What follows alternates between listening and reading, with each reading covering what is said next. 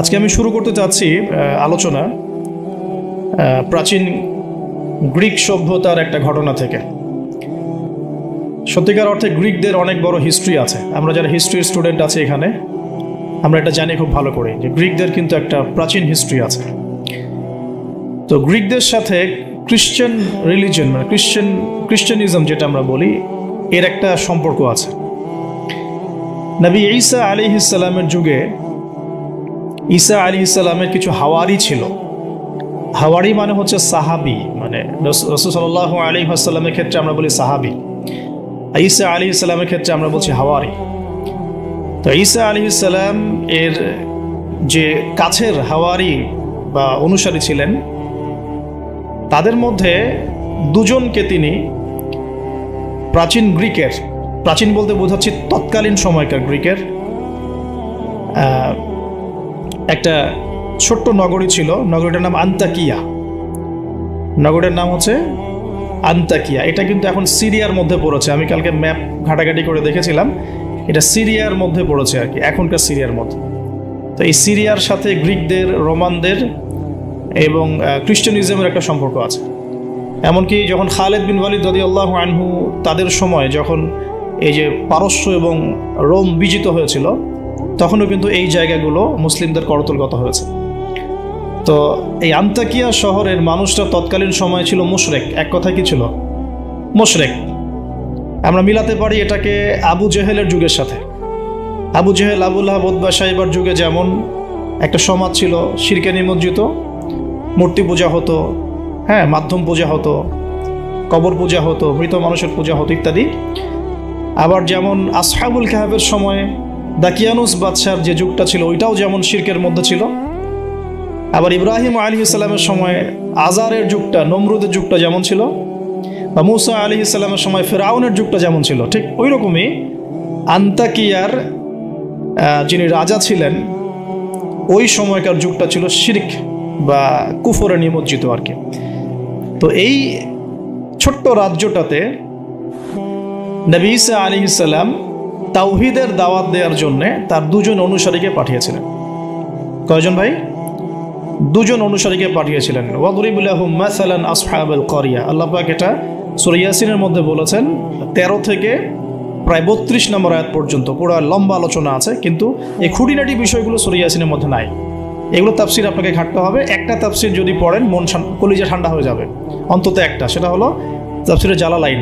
তাফসিরে জালালাইন এটা পড়লে কলিজা ঠান্ডা হয়ে যায়। অন্যগুলো পড়লে কলিজা একটু মনে হয় ক্ষুধা এখনো বাকি আছে আর কি। জালালাইন পড়লে মনে হয় যে ক্ষুধাটা মিটে গেছে, আলহামদুলিল্লাহ। এতটাই গভীর, আলহামদুলিল্লাহ, মাশাআল্লাহ। আমি এটা প্রিফার করি বেশি যে তাফসিরে জালালাইনটা বাসায় কিনবেন, পড়বেন। এটা মাদ্রাসার জন্য যেমন ভালো, জেনারেলদের জন্য ভালো, আর এটা মোটামুটি বাংলা অনুবাদ হয়ে গেছে এখন, আলহামদুলিল্লাহ। তো এখানে নবী ঈসা আলাইহিস সালাম দুজন হাওয়ারি বা দুজন রাসূল বলছি এই অর্থে, যিনি বার্তাবাহক এই অর্থে বলছি, রাসূল পাঠালেন ওই রাজ্যকে তাওহীদের আন্ডারে নিয়ে আসার জন্য, ওই রাজ্যের মধ্যে তাওহীদের দাওয়াত দেওয়ার জন্য। আমরা এখানে কিন্তু শিক্ষা পাচ্ছি তার দাওয়াত বা দিনের প্রারম্ভিক বিষয় শুরু হবে তাওহীদ থেকে। দিনের প্রাথমিক বিষয় শুরু হবে কি থেকে? তাওহীদ থেকে। দিনের প্রাথমিক বিষয় খেলাফত থেকে শুরু হচ্ছে না। দিনের প্রাথমিক বিষয় কিন্তু রাষ্ট্র কায়েম থেকে শুরু হচ্ছে না, বরং দিনের প্রাথমিক বিষয় শুরু হচ্ছে তাওহীদের দাওয়াত থেকে। এবং দাওয়াত দিবে কারা? এইরকম রাসূল, মুখলেস, আল্লাহ পাকের একজন বাছাইকৃত বান্দা যারা। আমরা তো বাছাইকৃত রাসূল নই, তাহলে আমরা রাসূলদের অনুসারী হওয়ার ক্ষেত্রে যেন পরিপূর্ণতা অর্জন করতে পারি, এটা আমাদের টার্গেট থাকবে। মানে আমরা রাসূল হতে পারছি না, আমাদের এটা দরজা বন্ধ, কিন্তু সাহাবীদের মতো হওয়ার চেষ্টা করতে হবে। মানে আমাদের দরজাটা এখানে আর কি। তো এখন দাওয়াত দিতে গিয়ে তারা যখন শহরে ঢুকলেন, এখানে শহরের রাজার নাম কি ছিল ইত্যাদি মেনশন করা হয় নাই। কোরআন চুপ আছে, আমরাও চুপ আছি, ঠিক আছে। ঢোকার পথেই শহরের শুরুতেই একজন ব্যক্তির সাথে দেখা হলো। এই ব্যক্তি একজন কাঠমিস্ত্রি ছিলেন। কি ভাই? কাঠমিস্ত্রি। তো কাঠমিস্ত্রিকে নজ্জার বলা হয়, আরবি দিয়ে কি বলা হয়? নজ্জার। তো তাকে জিজ্ঞাসা করলেন দুজন রাসূল যে আপনার নাম কি? সে বলছে আমার নাম হাবিব বিন ইসরাইল। হাবিব বিন ইসরাইল। তো তিনি জিজ্ঞাসা করছেন আপনারা এখানে কেন এসেছেন? ওই দুজন রাসূল বলছেন যে আমরা এখানে তাওহীদের দাওয়াত দিতে এসেছি। কোন তাওহীদ, আপনাদের ইলাহকে, আপনাদের রবকে? তখন তিনি ওই রকম করে কথা বলছেন যে যেমনটা ইব্রাহিম আলাইহিস সালাম বলেছেন, আমার রব জীবিতকে মৃত্যু দিতে পারেন, মৃতকে জীবিত করতে পারেন। আমার রব, আমাদের রব আসমান থেকে বৃষ্টি বর্ষণ করেন, সেই বৃষ্টি দিয়ে এই মৃত জমিনকে জীবিত করেন, শস্য ফলান, সেগুলো আমরা খাই। আমাদের রব সূর্যকে পূর্ব দিক থেকে ওঠান, পশ্চিম দিকে ডোবান। এরকম যত বৃত্তান্ত আল্লাহ সম্পর্কে, তাওহীদের যত কথা তাকে শোনানো হলো। তো সে ব্যক্তি একটা প্রশ্ন করে বসলো যে তাহলে কি আমাকে কোনো মোজেজা দেখাতে পারবেন কিনা? আপনি যে একত্ববাদের কথা বলছেন, এক আল্লাহর কথা বলছেন, কোনো মোজেজা দেখাতে পারবেন কিনা? এখন মনে করেন তো দেখি যে ঈসা আলাইহিস সালামের যুগের মোজেজা কি ছিল। এক এক যুগের মোজেজা কিন্তু এক একটা। মোজেজা বোঝেন কিনা? অলৌকিকত্ব, যেটা নবীগণের মাধ্যমে প্রকাশ পায়। এটা আল্লাহর ক্ষমতা, এটা নবীদের ক্ষমতা নয়, কিন্তু আল্লাহ পাকের ক্ষমতা। নবীদের মাধ্যমে আল্লাহ প্রকাশ করান। আল্লাহ পাক এই জামানাতেও আল্লাহ পাকের ওলিদের মাধ্যমে ক্ষমতা প্রকাশ করাতে পারেন। আল্লাহ পাক এখনো ক্যাপেবল এটার জন্য। তো সেরকম মানুষ হতে হবে আগে, সেরকম মানুষ তো হতে হবে। অনেক আল্লাহর বান্দা আছেন, দেখবেন আপনার জন্য দোয়া করছে, আপনার সমস্যা দূর হয়ে গেছে, হয়নি? এমন হয়। তো আল্লাহ পাক, এটা তার ক্ষমতা না, ক্ষমতা কার? আল্লাহ পাকের। এখন ওই সময়কার মোজেজা ছিল কিন্তু কুষ্ঠ রোগীকে ভালো করে দেয়া, মনে আছে? অন্ধত্ব দূর করে দেয়া, এবং মৃত ব্যক্তিকে জীবিত করেছেন ঈসা আলাইহিস সালাম আল্লাহর হুকুমে, মনে আছে? যে যুগের মোজেজা, মানে যে যুগটা যে বিষয়ে বেশি বৈচিত্র্যময় ছিল, ওই যুগে আল্লাহ পাক ওই মোজেজাই দিয়েছেন। যেমন সুলাইমান আলাইহিস সালামের সময় জিনদের খুব দাপট ছিল, বুঝছেন? তো সুলাইমান আলাইহিস সালামের সময় জিনদের দাপটটা বেশি ছিল। আল্লাহ পাক জিনদের উপর সুলাইমান আলাইহিস সালামকে কন্ট্রোল দিয়ে দিয়েছে। ওই যে বাতাসে তার সিংহাসন ফ্লাই করতে শুরু করল, তার আংটির মধ্যে আল্লাহ পাক ক্ষমতা দিয়ে দিলেন। জিনদেরকে যে কাজ করতে বলতো সেই কাজ জিনরা করতে বাধ্য হতো, মনে আছে ঘটনা? আচ্ছা, আবার মুসা আলাইহিস সালামের সময় জাদুবিদ্যার চর্চা হতো, জাদুবিদ্যার চর্চা। এই চর্চা কিন্তু এখনো হয়, এখনো জাদুবিদ্যার চর্চা হয়, ব্ল্যাক ম্যাজিকের চর্চা এখনো হয়। এগুলো থেকে বেঁচে থাকাটা খুব বেশি ইম্পর্টেন্ট, কারণ এগুলোতে ইফেক্টেড হয়ে গেলে অনেক সমস্যা হয়ে যায়। আমি শেষের দিকে প্রশ্নোত্তর পর্বে কিছু আয়াত বলে দেবো আপনাদেরকে ইনশাআল্লাহ। এই কোরআনের আয়াতগুলো নিয়মিত পড়বেন ইনশাআল্লাহ।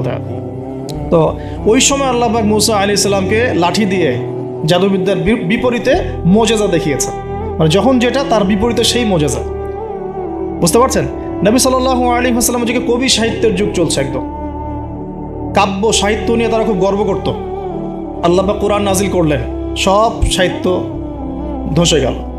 এটা কোরআনের মোজেজা। আবার ঈসা আলাইহিস সালামের সময় চিকিৎসা বিজ্ঞানের খুব জয় জয়কার চলছিল আর কি। চিকিৎসা শাস্ত্র নিয়ে মানুষের অনেক বেশি মানে আগ্রহ ছিল, যেটা এটা দিয়ে এটা হয়, এটা দিয়ে এটা হয়। আল্লাহ পাক তখন এমন মোজেজা দিয়েছেন যে মৃত মানুষকে জীবিত করে দেখিয়ে দিয়েছে। তো এই দুই ব্যক্তিকে ওই নাজ্জার হাবিব বিন ইসরাইল, সে ব্যক্তি বলছে যে আমাদেরকে কোনো মোজেজা দেখাতে পারো কিনা। এখন সে বলছে ঠিক আছে, মোজেজা দেখাতে পারবো ইনশাআল্লাহ।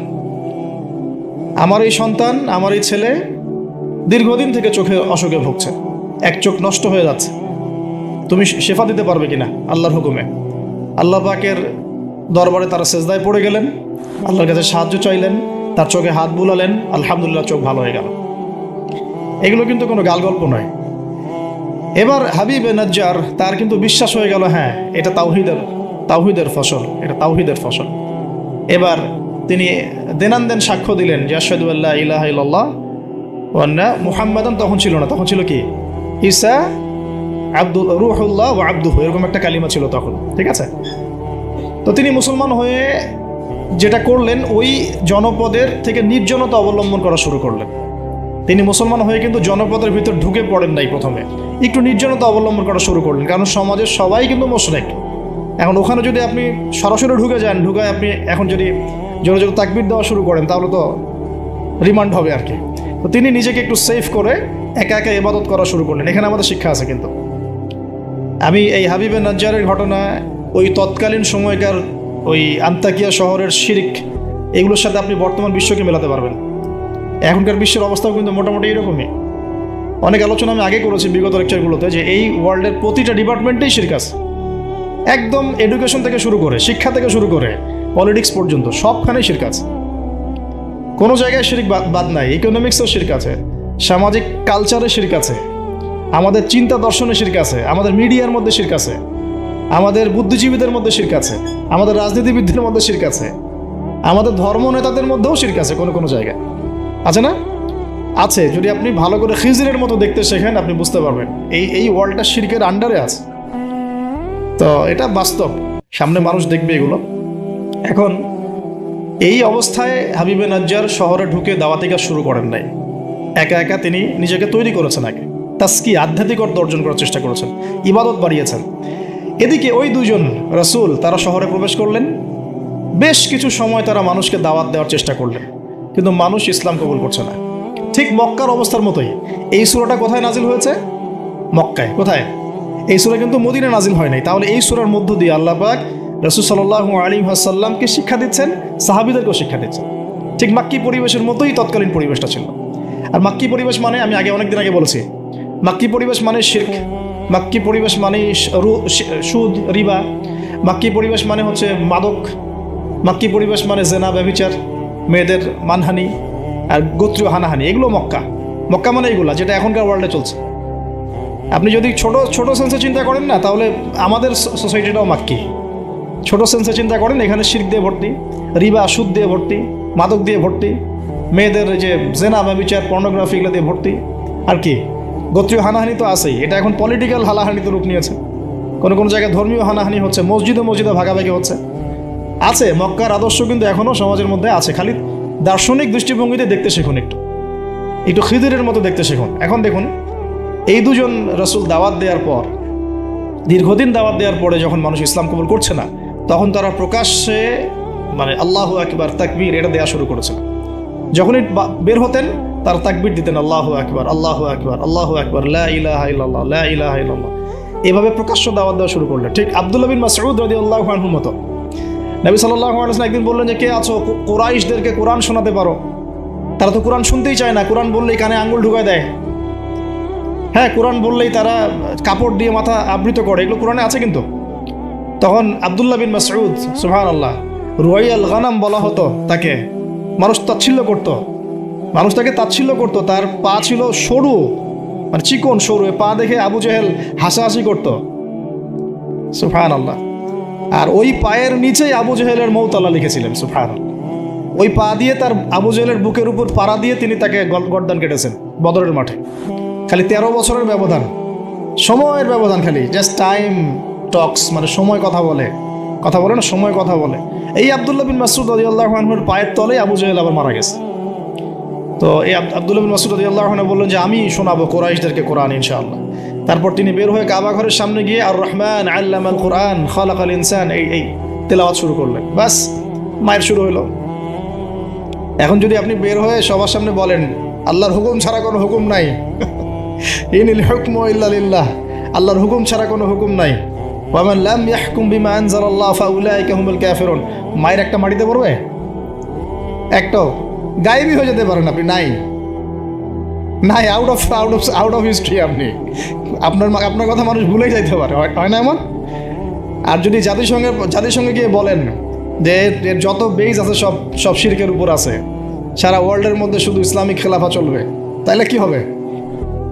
তো এই অবস্থা হয়েছে আব্দুল্লাহ বিন মাসউদ রাদিয়াল্লাহু আনহু। বেচারা মক্কায় গিয়ে কাবা ঘরের সামনে গিয়ে বলছে, লা ইলাহা ইল্লাল্লাহ, আল্লাহ ছাড়া কোনো মাবুদ নাই, আর রহমান আল্লামাল কোরআন খালাকাল ইনসান আল্লামাহুল বায়ান ফাবিআইয়ি আলাই রাব্বিকুমা তুকাযযিবান। বাস, আবু জেহেল, আবু লাহাব, উতবা, সাইবা সবগুলো মেরে মারা শুরু করেছে। তাহলে শিক্ষা হচ্ছে এগুলো সুন্নত। শিক্ষাটা কি? দিনের পথে যদি সত্যিকার কেউ ইফোর্ট দেয়, তাহলে এই জিনিসগুলো তার ভাগ্যে আসবে। এই নির্যাতন, নিপীড়ন বা অপদস্থতা তার ভাগ্যে আসবে। যাদের ভাগ্যে আসছে না, 100% বলতে পারবো যে সেটা সঠিক পথ নয়, 100%। হ্যাঁ, সঠিক পথের ডানে বামে আমরা চোরা রাস্তা খুঁজি, তো সঠিক ক, সঠিক খ, সঠিক গ, হ্যাঁ, সঠিক অল্প সঠিক, বেশি সঠিক, একটু বেশি সঠিক, মানে এরকম আর কি। সত্যিকার অর্থে ওই রকম সঠিক পথে গেলে এগুলো আসবেই। তো এটা একটা ফলসিফিকেশন টেস্ট, যাদের উপর এগুলো আসতেছে সন্দেহ নাই যে ইনশাআল্লাহ তারা সঠিক পথে আছে। তারা সারা দুনিয়া থাক না থাক, ওই ব্যক্তি সঠিক পথে আছে, না হলে তার উপরে এগুলো আসতো না। এখন যাই হোক, ওইদিকে যাচ্ছি না আমি। এখানে এই দুজন রাসূল সেম ভূমিকা পালন করলেন। ব্যাস, এবার রাজা তাকে গ্রেফতার করা শুরু করলেন। কোন রাজা? আন্তাকিয়া শহরের রাজা। রাজা কিন্তু খ্রিস্টান ধর্মাবলম্বী ছিলেন, সরি, রাজা খ্রিস্টান ধর্মাবলম্বী ছিলেন না। খ্রিস্টান ধর্মাবলম্বী হওয়ার জন্য ঈসা আলাইহিস সালাম তাকে দাওয়াত দিচ্ছিলেন এই দুজন রাসূলের মাধ্যমে। তো রাজা তখন এই দুজন ব্যক্তিকে ধরে রেখে দিল। এই দুজন ব্যক্তির নাম এক একটা কিতাবে এক এক রকম এসেছে। আমি 3টা নাম পেয়েছি আর কি। একটা হচ্ছে, প্রথম ব্যক্তির নাম ছিল ইউহান্না, হ্যাঁ। দ্বিতীয় ব্যক্তির নাম ছিল রাসূল, কিন্তু তারা মানে কার রাসূল? ঈসা আলাইহিস সালামের প্রেরিত দূত। এই দূত অর্থে বলছে রাসূল। একজনের নাম ছিল বাউলাস, একজনের নাম হচ্ছে ইউহান্না, একজনের নাম কি ছিল? বাউলাস।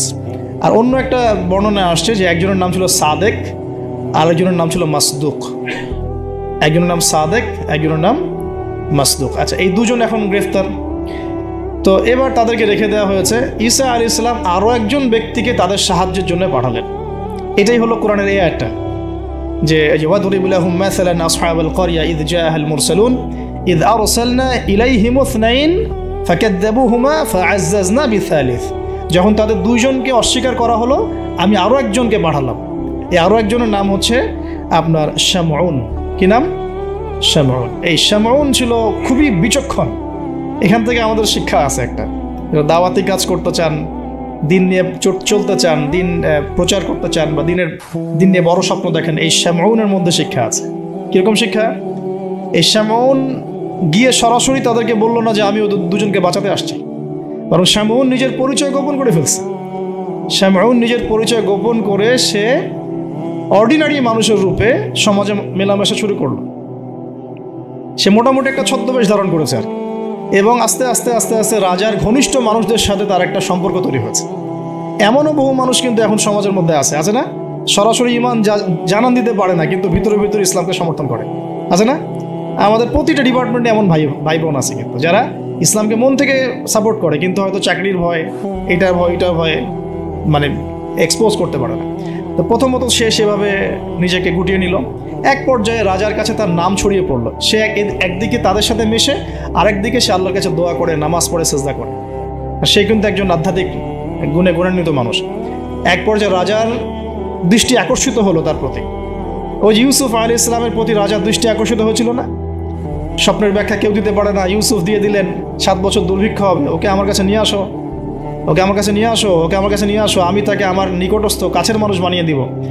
তো রাজা বা শাসক যদি সৎ হন, মনের মধ্যে যদি সততা থাকে না, তিনি খুঁজে বের করতে পারবেন কার দ্বারা আসলে জাতির খেদমত হওয়া সম্ভব। এটা দায়িত্ব তাদের, খুঁজে বের করা যে কোন কোন মানুষদেরকে কাছে নিয়ে আসলে দেশের বা জাতির খেদমত হবে।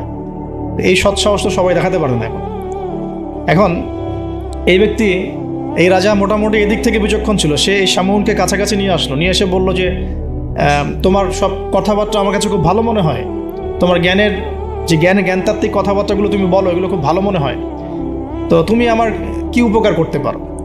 তো শামউন বলছে যে আমি শুনেছি যে আপনার জেলখানায় 2জন ব্যক্তি আছে। কোন 2জন? আগে 2জন গ্রেপ্তার। তো তাদের ব্যাপারে আপনার কি মন্তব্য? আমার মন্তব্য, আমি আসলে ভাবার সময় পাইনি তাদেরকে নিয়ে, রাজা খুব ব্যস্ত ছিল। তাকে আমার কাছে নিয়ে আসেন, আমি কিছু কথা বলতে চাই তাদের সাথে। শামউনের কথা শুনে রাজা নিয়ে আসলেন তাদের 2জনকে। এবার শামউন কৌশলে এই 2 ব্যক্তির মাধ্যমে রাজাকে দাওয়াত দিচ্ছে। শামউন এদেরকে বলছে যে তোমরা কোন আল্লাহর ইবাদত করো, কোন আল্লাহর কথা বলছো, আমাদের এখানে তো এমন কোনো আল্লাহ নাই। তখন তারা আবার ব্যাখ্যা দিচ্ছে, আমরা সেই আল্লাহর কথা বলি যে আল্লাহ ছাড়া কোনো ইলাহ নাই, যিনি আসমান থেকে বৃষ্টি বর্ষণ করেন, যিনি মৃতকে জীবিত করেন, ইত্যাদি ইত্যাদি। তাওহীদের সব কথা তারা বলা শুরু করলেন, এবং রাজা কিন্তু শুনছে। শোনার মাধ্যমকে শামউন নিজে। তাহলে এখানে আমাদের শিক্ষা আছে না? তা আপনারা একটু ইসলামের পথে আসলেই সমাজ থেকে ডিসকানেক্টেড হতে চান কেন? সমাজের মধ্যেই থাকতে হবে, সমাজের মধ্যে থেকেই আপনি সমাজের ভিতর ইসলাম ছড়িয়ে দিবেন ইনশাআল্লাহ। ঠিক আছে? ইনশাআল্লাহ একদিন সমাজ পরিবর্তন হবে। আমরা যদি সমাজ থেকে ডিসকানেক্টেড হয়ে যাই তাহলে তো সমাজ নষ্ট হয়ে যাবে। তো দেখুন, অনেক যুবক ছেলে আমাদেরকে বলে, ভাইয়া নামাজ পড়তাম না, এখন নামাজ পড়ি, এখন বিসিএস পরীক্ষা দিব না ভাবছি। কেন দিবেন না? ওর সাথে কী সম্পর্ক, ওর সাথে কী শত্রুতা? আপনি আরও বড় বড় পোস্টে যান, মানুষকে তাওহীদের দাওয়াত দেন, তাওহীদ প্রতিষ্ঠার চেষ্টা করেন। আল্লাহ হেফাজত করুন, আল্লাহ তৌফিক দান করুন। এখন এই শামউনের থ্রু দিয়ে এই 2 ব্যক্তি রাজাকে দাওয়াত দিলেন, মাশাআল্লাহ। এবার রাজা জিজ্ঞাসা করছে যে কোনো মোজেজা আছে নাকি, কোনো অলৌকিকত্ব দেখাতে পারবে? আমরা যে আল্লাহর ইবাদত করি, মাঝে মাঝে কিন্তু জিনের উপাসনা করলে কিছু অলৌকিকত্ব দেখা যায়। মানে অলৌকিকত্ব না, মানে ভেলকিবাজি দেখানো যায় আর কি। দেখবেন জিনতাত্ত্বিক যারা চর্চা করে, দেখবেন ভেলকি দেখায় মানুষকে। আপনি কোনো কবিরাজের কাছে গিয়েছেন, আপনাকে বলে দিব যে 2 বছর আগে তুই এটা করছিলি না, এরকম কিন্তু বলে দেবে। আপনাকে ধাক্কা লাগলো যে হ্যাঁ তাই তো, আমার তো এমন হয়েছে। আসলে ও যে জিনের উপাসনা করে, ওই জিন আপনার যে কারিন আছে এর সাথে কানেকশন ফিক্স করে আর কি। কারণ আপনার জিন ফিউচার জানে না, কিন্তু আপনার জিন তো আপনার হিস্ট্রি জানে। আপনার জিন আপনার হিস্ট্রি জানে। তো তখন আপনার কাছে মনে হলো হ্যাঁ তাই তো, আমি তো অমুক দিন অমুক মেয়ের জন্য দাঁড়াইছিলাম ওইখানে। হ্যাঁ আচ্ছা ঠিক আছে। এখন সে বলল যে হ্যাঁ আমরা মৌজাদা দেখাবো ইনশাল্লাহ। কি মৌজাদা? 7 দিন আগে একটা বাচ্চা ওই রাজ দরবারে মারা গেছে। কয়দিন আগে? দাফন হয়নি এখনো, 7 দিন আগে মারা গেছে, লাশ সংস্কার হয়নি, লাশের অবস্থাও ভালো না।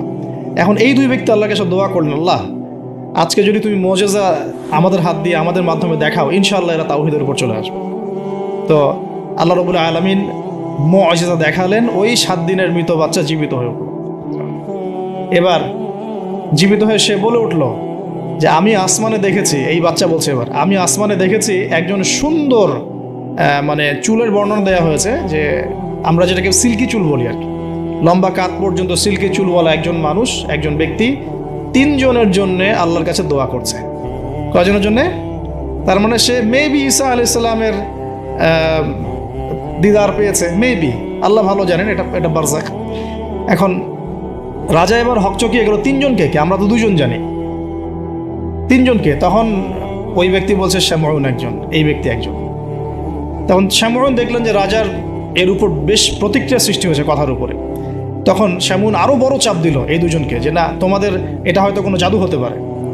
শামউন, তোমাদের কোনো জাদু হতে পারে, আমাদের এই রাজার এক মেয়ে মারা গেছেন, তোমরা পারলে তাকে জীবিত করে দেখাও দেখি। এবার তারা 2 জন আবার সিজদায় পড়ে গেলেন, আল্লাহর কাছে দোয়া করলেন। আল্লাহ রাব্বুল আলামিন ওই রাজার দীর্ঘদিন আগে মৃত্যুবরণকারী একজন মেয়ে, তাকে কবর থেকে জীবিত করে তুলে দিলেন ইনশাআল্লাহ। এই মেয়ে একই কথা বলছে যে আমরা দেখেছি এই 3 জনের জন্য একজন ব্যক্তি আল্লাহর কাছে দোয়া করছে। এবার মাশাআল্লাহ মুআজিজা প্রকাশ পেয়ে গেল। কিন্তু এই মুআজিজা প্রকাশ পাওয়ার পরেও আপনারা তো জানেন যে ফেরাউনের সামনে কতগুলো মুআজিজা দেখানো হয়েছে। 9টা। কয়টা? 9টা। একবারে 9টা না, কিন্তু ব্যাক টু ব্যাক বছর বছর 9টা। তারপরে কি ফেরাউন ঈমান আনছে? আবু জেহেলের সামনে কতগুলো মুআজিজা আসছে, সে কি ঈমান আনছে? যার সামনে কি ইব্রাহিম আলাইহিস সালামের মতো মানুষ থাকা সত্ত্বেও সে কি ঈমান আনছে?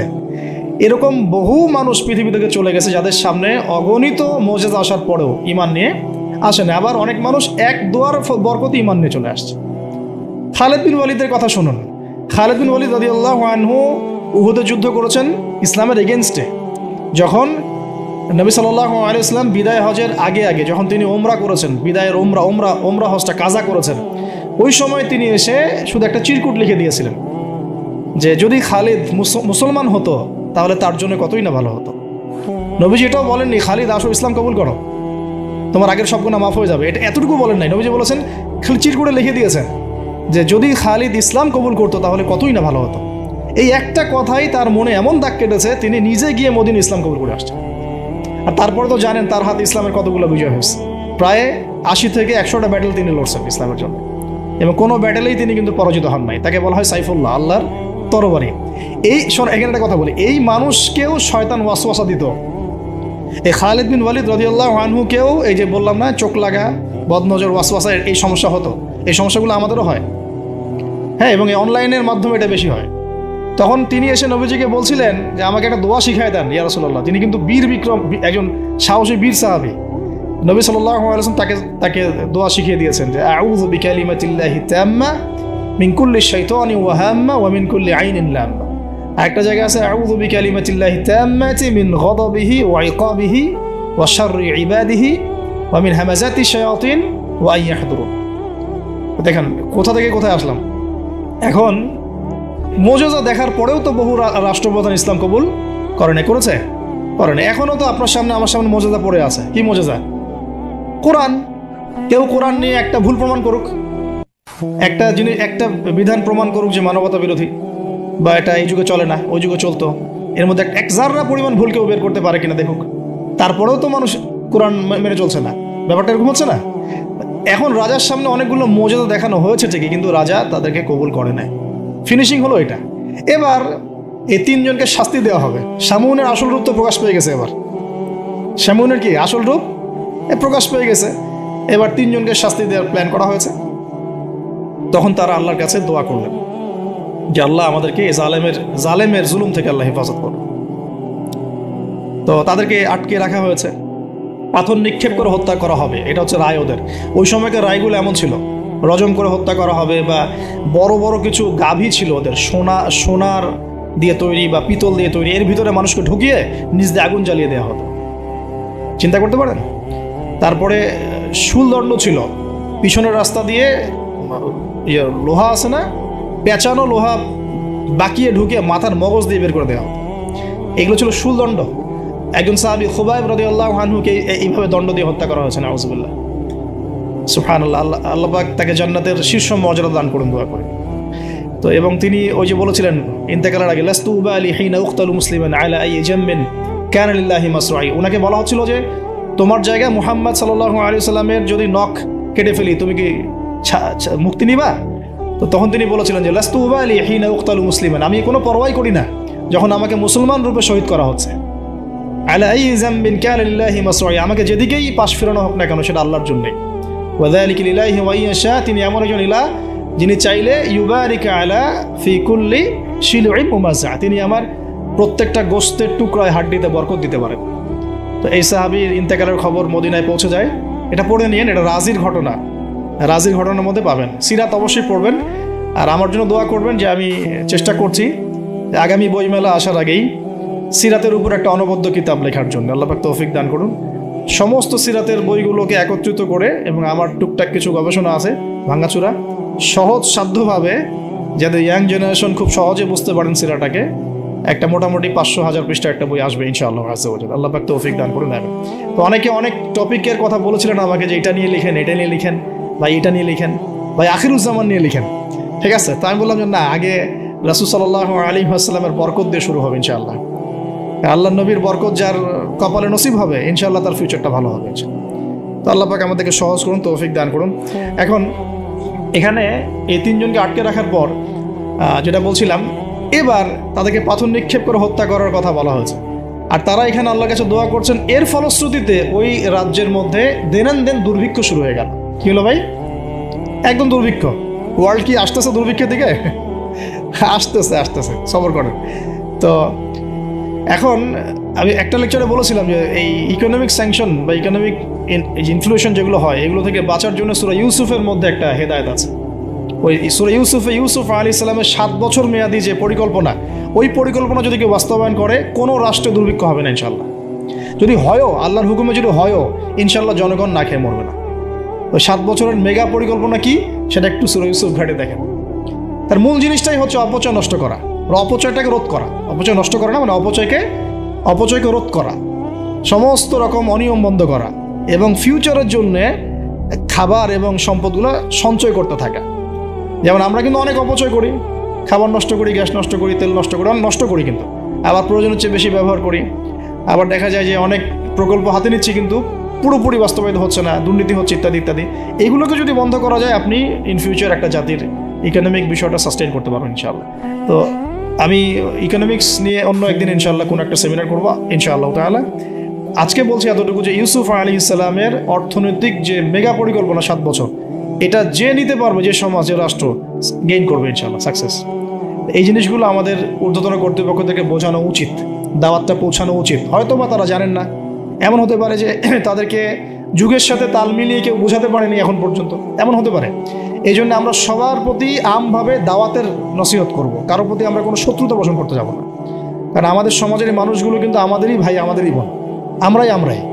তো হয়তো কেউ হেদায়েত পেয়েছে, কেউ পায় নাই, কেউ বুঝে আসছে, কেউ আসে নাই, ইত্যাদি। এখন এই মানুষগুলো দোয়া করছেন তিনজন, এইভাবে বলছি, ইউহান্না, বাউলাস এবং শামউন। হ্যাঁ, অথবা অন্য বর্ণনা আছে সাদেক, মাসদুক এবং শামউন। তারা দোয়া করছেন, এদিকে দুর্ভিক্ষ চলছে। এখন জনগণ তাকে বলা শুরু করলো যে ইন্না তাতায়্যারুনা বিকুম, তোমাদেরকে আমরা এখন অশুভ মনে করা শুরু করেছি, তোমাদেরকে আমরা অশুভ, অলক্ষণ মনে করছি। সূরা ইয়াসিন পড়ে দেখেন, আমরা তোমাদেরকে বলি না, কুলক্ষণ, অলক্ষণে, এরকম কথা বলি না, তোমাদেরকে আমরা এখন অলক্ষণে মনে করছি। যদি তোমরা তোমাদের এই দাওয়াত বন্ধ না করো, আমরা তোমাদেরকে রজম করে হত্যা করো। এবার রজমের প্রিপারেশন নেওয়া হচ্ছে।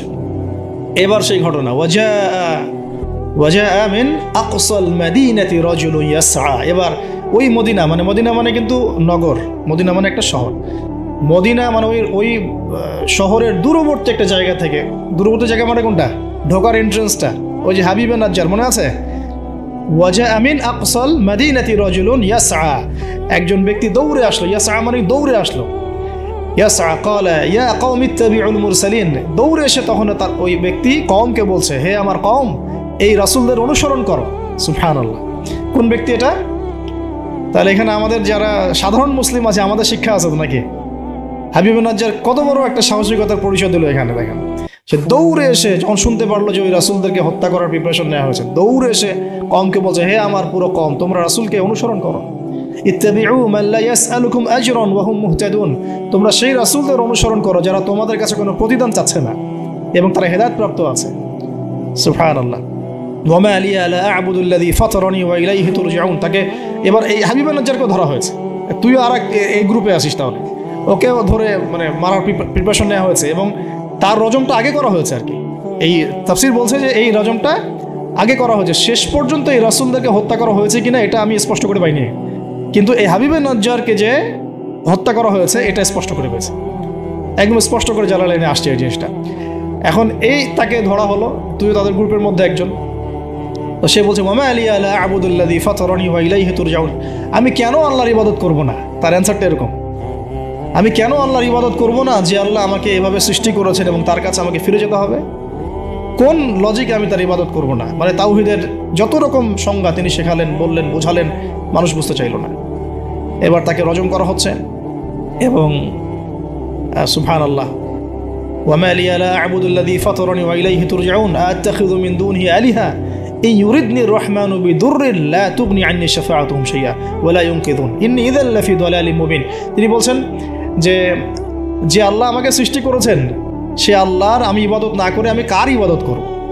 আল্লাহ রাব্বুল আলামিন যদি আমাকে কোনো কল্যাণ করতে চান কেউ ঠেকাতে পারবে না, আল্লাহ পাক যদি কোনো অকল্যাণ করতে চান কেউ আমাকে বাঁচাতে পারবে না। আর আমি যদি এই তাওহীদ জানার পরেও শিরকে যাই তাহলে আমি স্পষ্ট বিভ্রান্তির মধ্যে থাকবো। তার লজিকগুলো কত চমৎকার। এবার তাকে হত্যা করা হচ্ছে আর কি। হ্যাঁ, সুবহানাল্লাহ। ইন্নী ইযাল লাফি দালালিম মুবিন ইন্নী আমানতু বিরাব্বিকুম ফাসমাউন। সে বলছে, ইন্নী আমানতু বিরাব্বিকুম ফাসমাউন, তোমরা আমাকে হত্যা করছো কিন্তু জেনে রাখো যে আমি, তোমরা শুনে রাখো, জেনে রাখো না, ফাসমাউন তোমরা শুনে রাখো, তোমরা আমাকে হত্যা করছো করো, কিন্তু শুনে রাখো যে আমি ঈমান এনেছি আমার রব এবং তোমাদের সবার রবের প্রতি। আমি তোমাদের এইসব তন্ত্রমন্ত্র শিরিক কুফর এসবে বিশ্বাস করি না। এবং এই রজমে যখন তার মৃত্যু হয়ে যায়, বলা হচ্ছে যে মৃত্যুর আগেই অথবা মৃত্যুর সময় তাকে আল্লাহ রাব্বুল আলামিন তার জান্নাতের ঘরটা দেখালেন।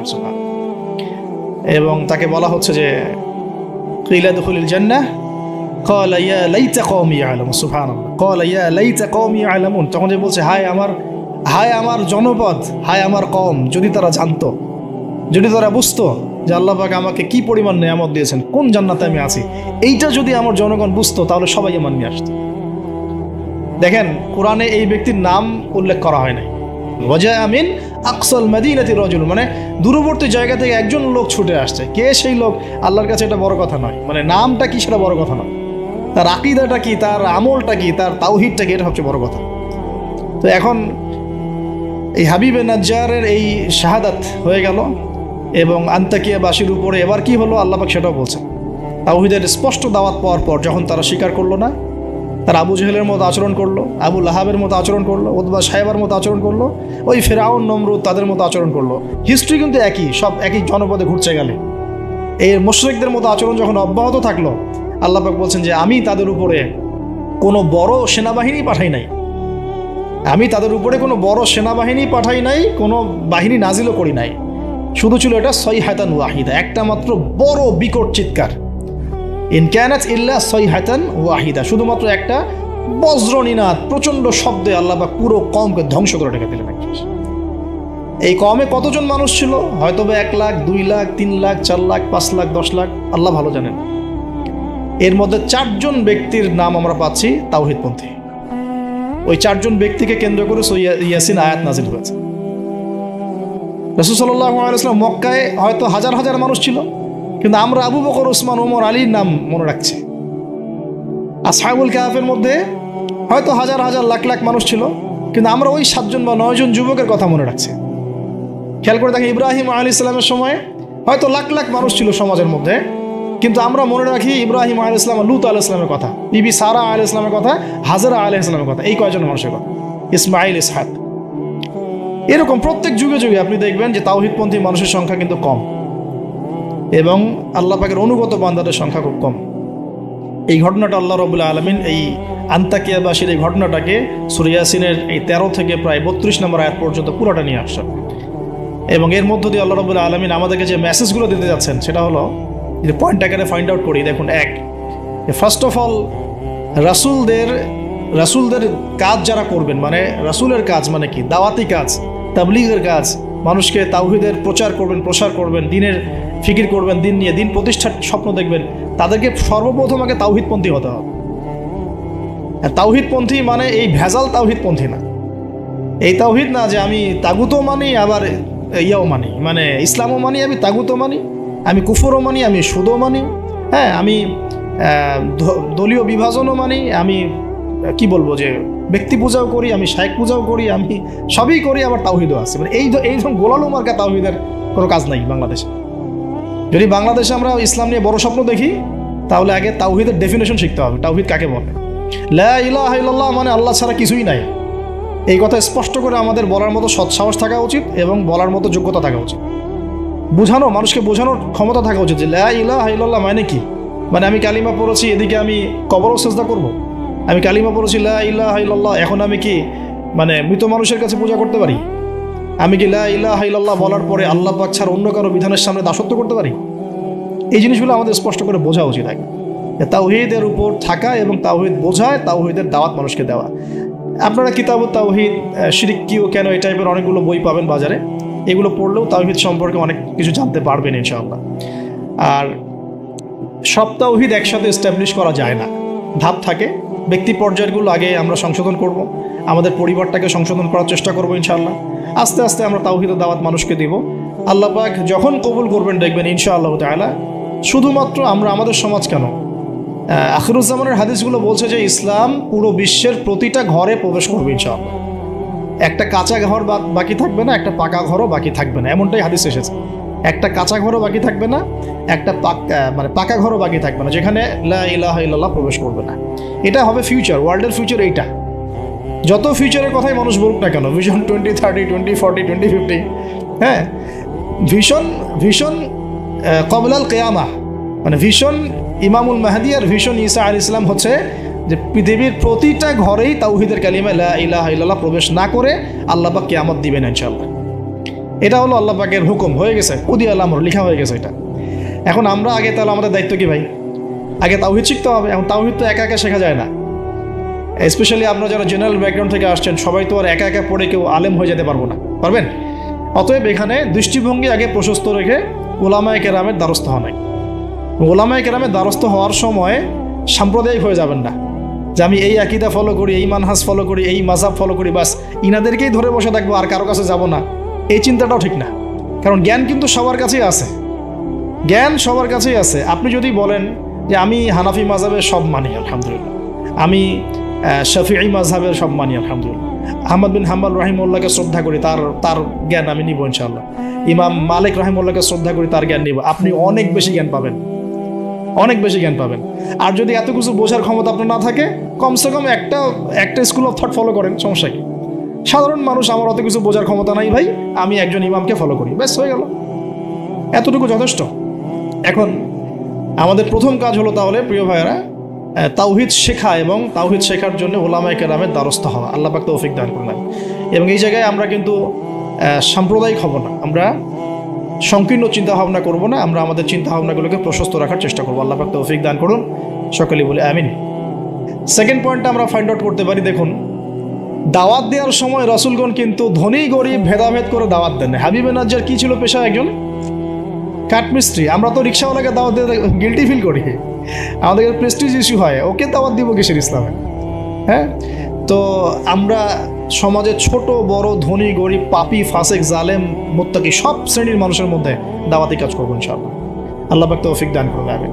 এই দাওয়াতি কাজটা হবে দুইভাবে, একটা হচ্ছে অমুসলিমদের মাঝে ইসলামের দাওয়াত, অমুসলিমদের মাঝে তাওহীদের দাওয়াত, ইসলামের দাওয়াত। এখানে তো অমুসলিম সোসাইটি ছিল আন্তাকিয়ায়, তো অমুসলিমদের মাঝে তাওহীদের দাওয়াত এটা বেশি জরুরি বাংলার মাটিতে, কারণ এখন প্রচুর মানুষ দিন দিন কিন্তু অমুসলিম হয়ে যাচ্ছে মুসলিম থেকে। আপনারা জানেন কিনা জানেন, যারা পার্বত্য অঞ্চলে, বর্ডার এলাকায়, উত্তরাঞ্চলে বিভিন্ন জায়গায় আমরা তো সফর করি, আমরা তো জানি বিভিন্ন জায়গায় এমনও ঘটনা ঘটেছে যে মানুষ দলে দলে খ্রিস্টান হওয়া শুরু করেছে।